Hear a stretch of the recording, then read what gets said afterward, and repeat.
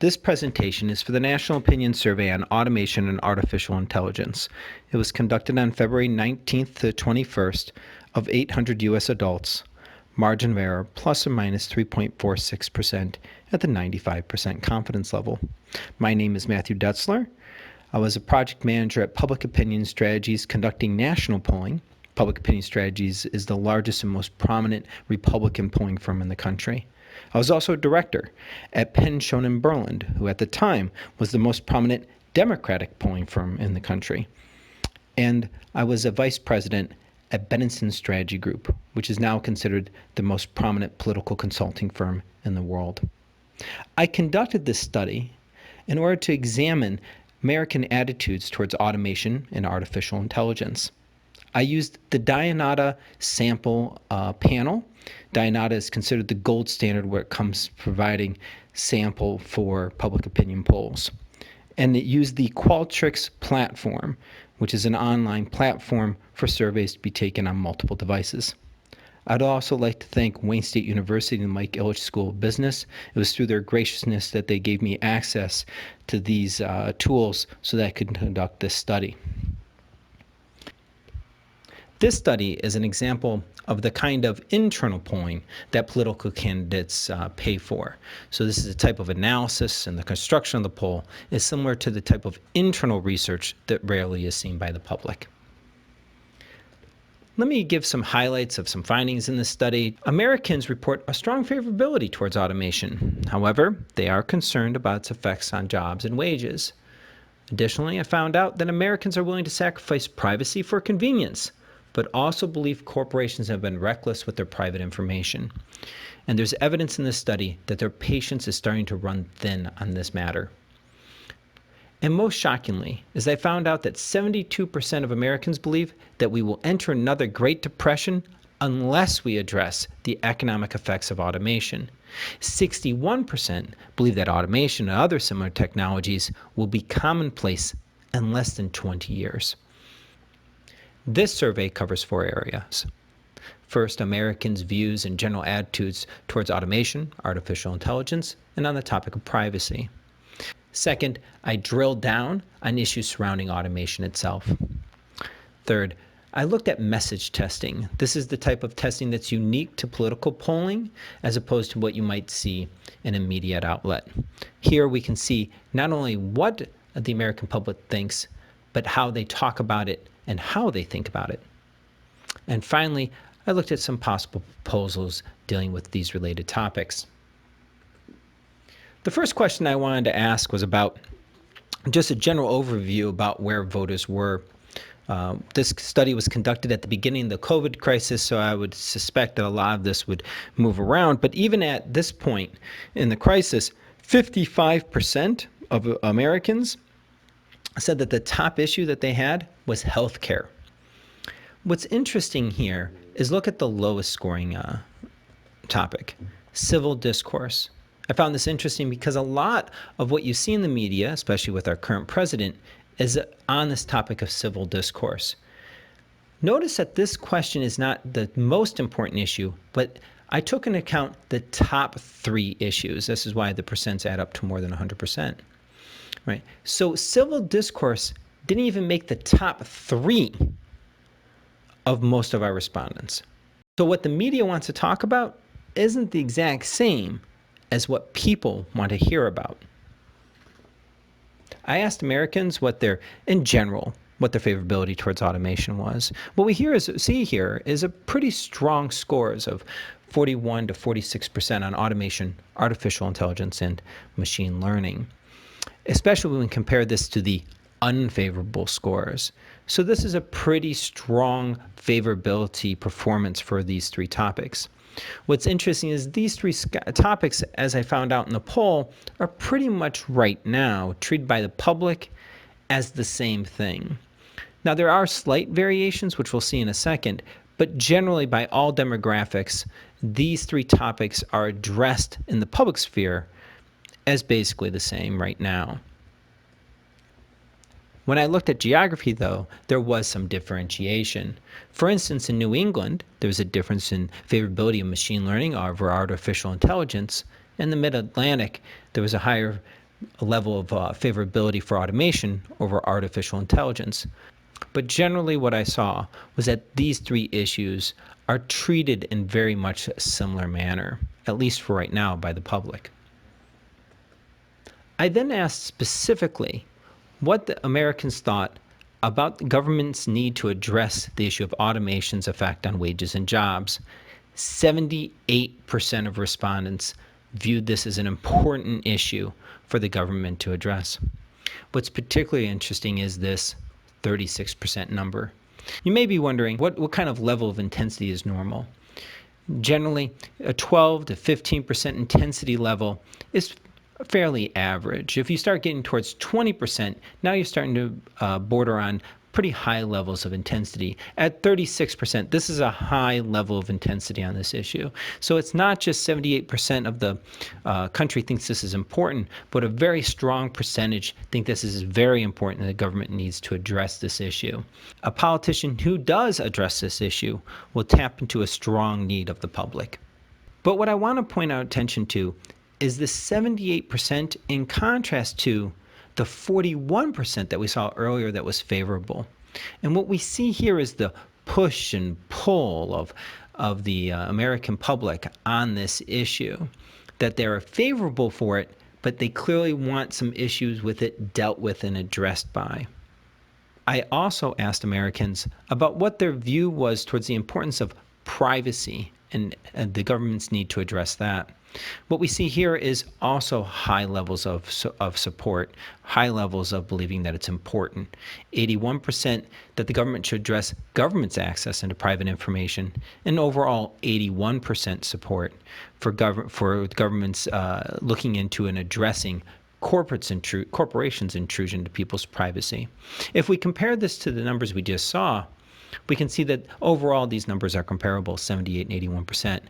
But what is interesting is, again, is this intensity number, that the desire for the government to look into and address the issues of privacy have reached critical levels of 45 and 43%. So now the question is, why are these percents so high?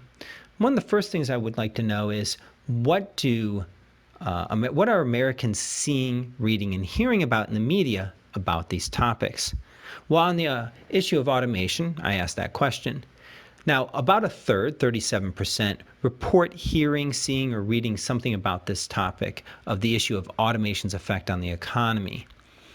And of what they hear, and here's the interesting part, 50% of what they heard was positive. Only 23% was negative.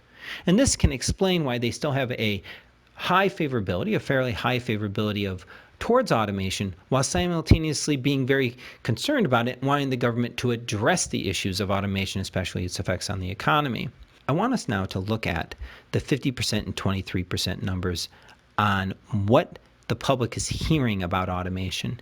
And now look at what happens when I ask the exact same question, but on privacy. So watch that 50% and 23%.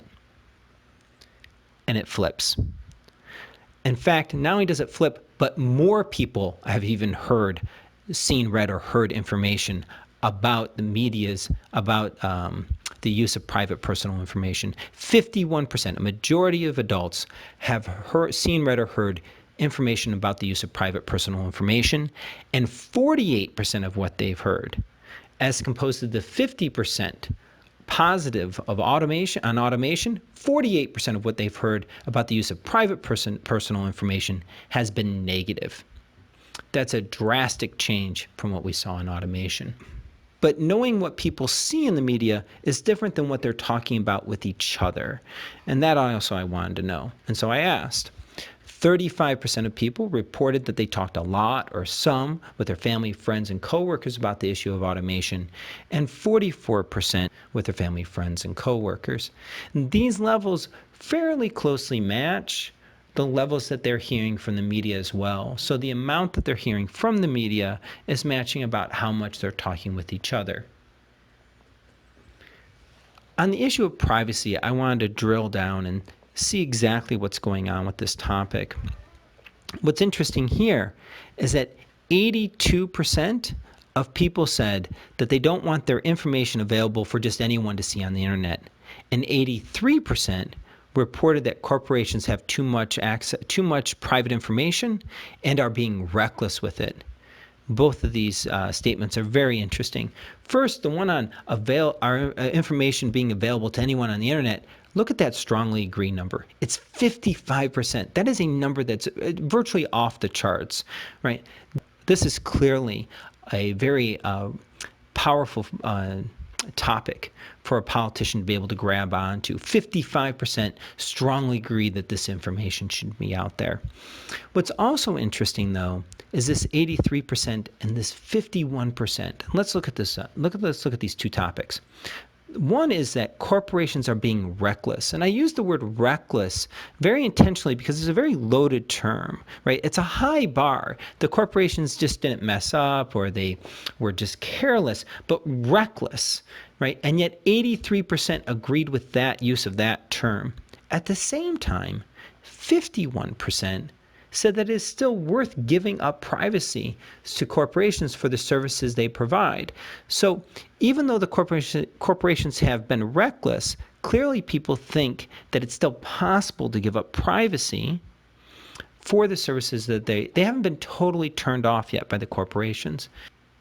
But what should be concerning to corporations is this number. Look at that difference in intensity. 42% strongly agree that corporations have been reckless, while only 16% strongly agree that the sacrifices are worth it. So not just are the numbers are overall high for both, but the intensity is still very much on the side of corporations being reckless. This particular kind of overlap between these two issues is very interesting. So we know that 83% of people believe that corporations have been reckless and have with too much private information. And we know that 51% say that it's worth it in the calculus of giving up some privacy to gain some services. What is particularly interesting is this number right here, the 42% that say both. And these are the ones that are doing the calculus of trying to determine, even though they think corporations are reckless, that they still want the convenience and are willing to give up privacy. What should be very concerning for any corporation out there that's dealing with personal data, especially if they're trading in it or profiting off personal data, this number, this 42% number, should be watched very closely. As that green circle on the right shrinks, so the percent of people who are saying that it's worth it gets smaller. And as that pink circle on the left starts to encapsulate more of that green circle, right, that becomes a danger point for corporations who are dealing with private personal information. We have already seen regulations take hold in Europe, and we can see that the American public is really at an inflection point right now of where if this goes much more against the idea of it being worth it, and we see a much more overlap between these two groups, then all of a sudden we will see the public start to ask for regulations to protect their privacy. And it would probably be a good idea for corporations to get ahead of this before this green circle gets too small. Next, I wanted to look at the issue of automation and drill down onto topics dealing specifically with automation.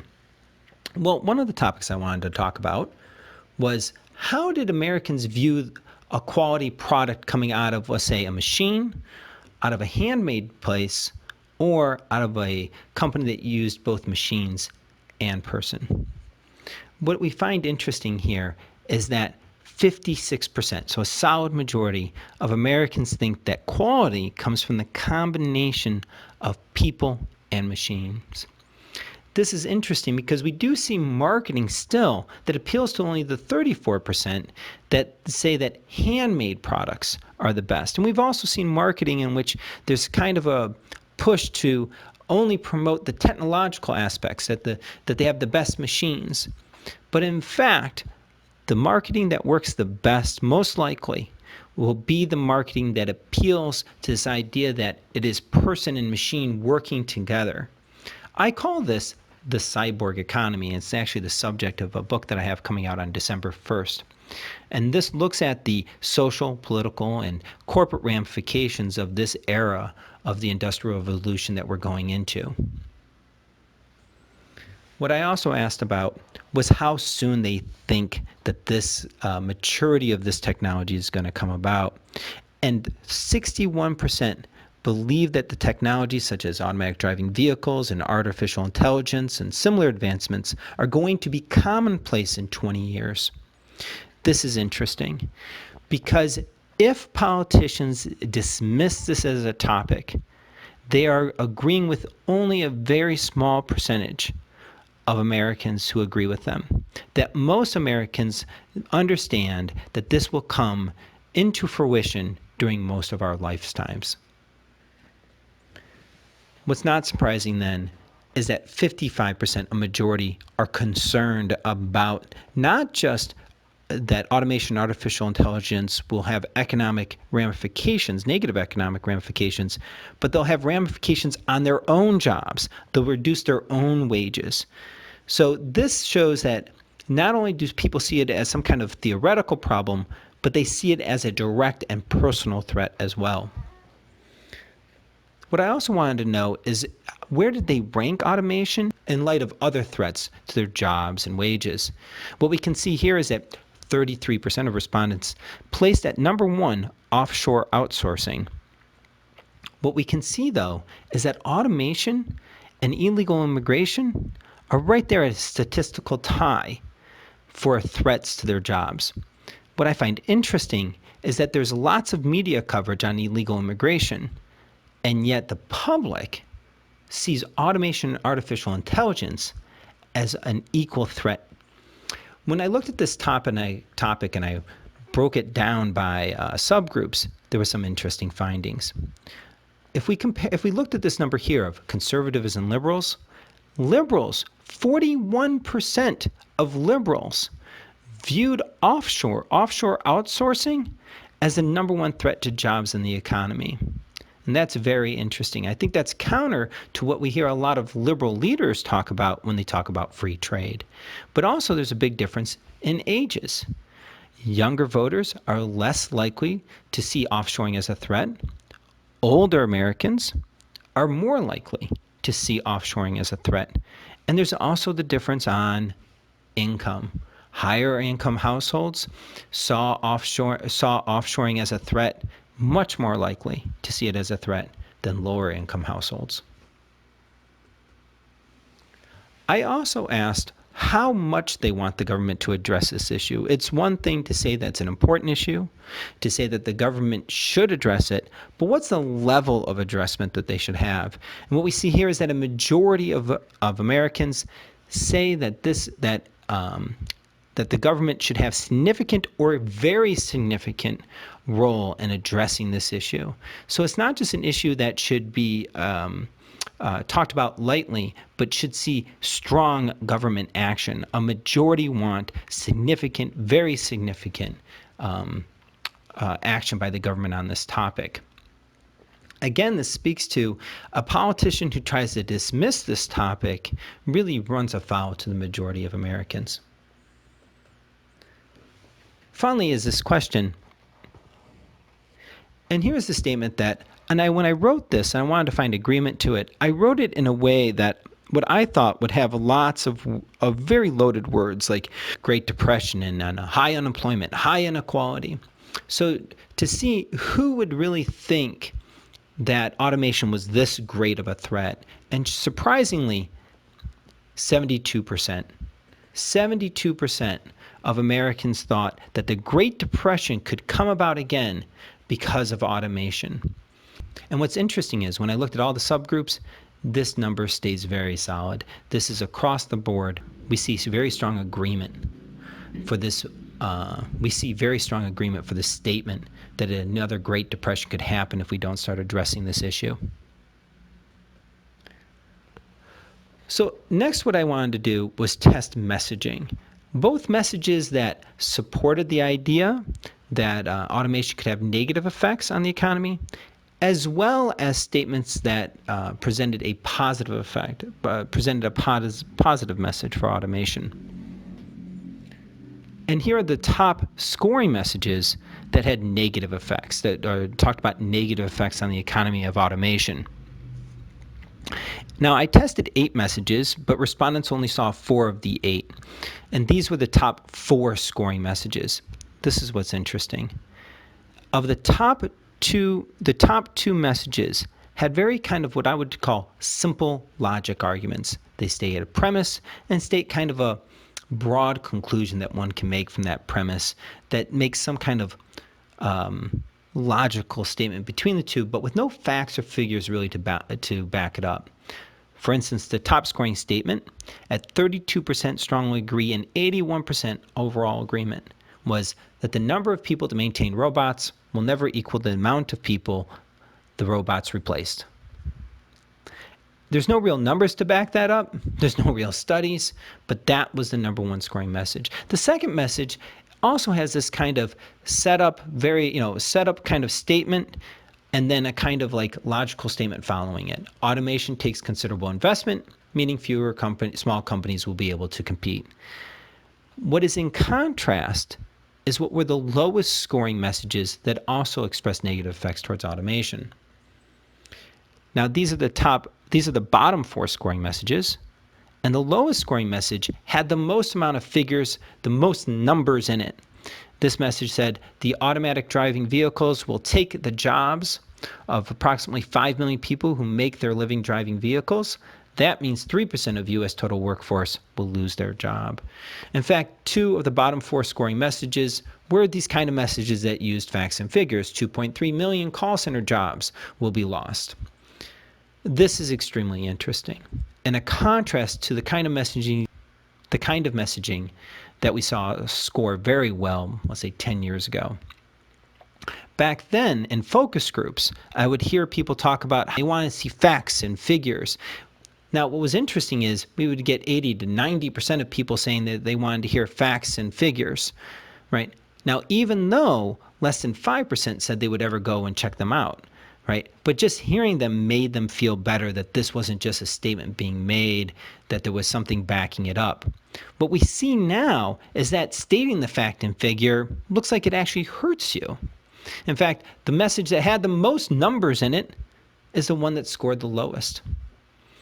I find this interesting because I think this is coming about because of 2 things.